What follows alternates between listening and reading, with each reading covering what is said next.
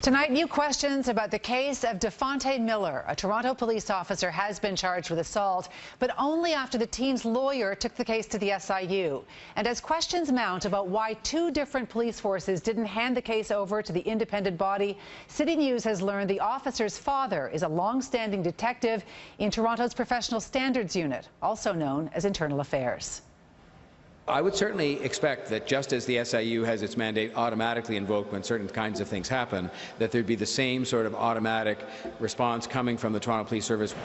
The problem is Toronto police won't say when they knew about this, the beating of Devontae Miller, a 19-year-old in Whitby last December. An off-duty Toronto police officer, Michael Theriault, has now been charged with assault. Neither Durham police, who responded to the initial call, nor Toronto police, the officer's employer, called in the SIU, despite the mandate that investigations be handed over to the independent body when an officer is involved in an incident where there are serious injuries. Devontae Miller, his lawyer says, suffered a broken nose, broken orbital bone, fractured wrist, and an eye so badly damaged it will have to be removed.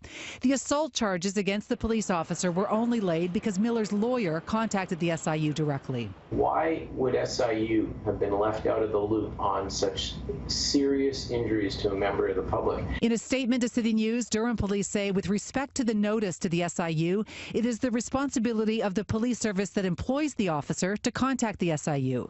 But Toronto police did not contact the SIU and refused to say when they were made aware of the incident. Anytime a police officer is engaged in any kind of conduct that would cause questions about their behavior on duty or off duty, where there's allegations they didn't follow policy, didn't follow rules or laws, internal affairs is triggered.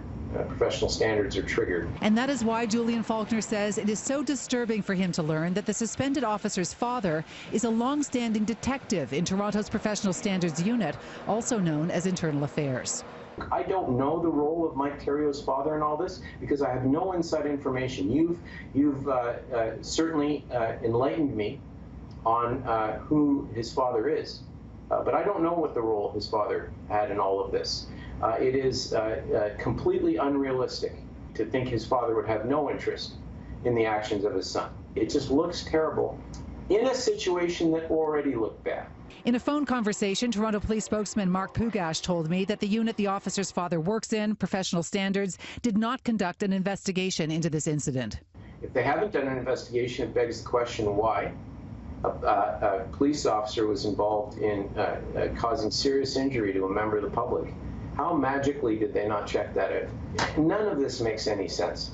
Mark Pugash told me he would provide a timeline for when Toronto police were made aware of the incident involving their officer. Instead, he sent me this statement.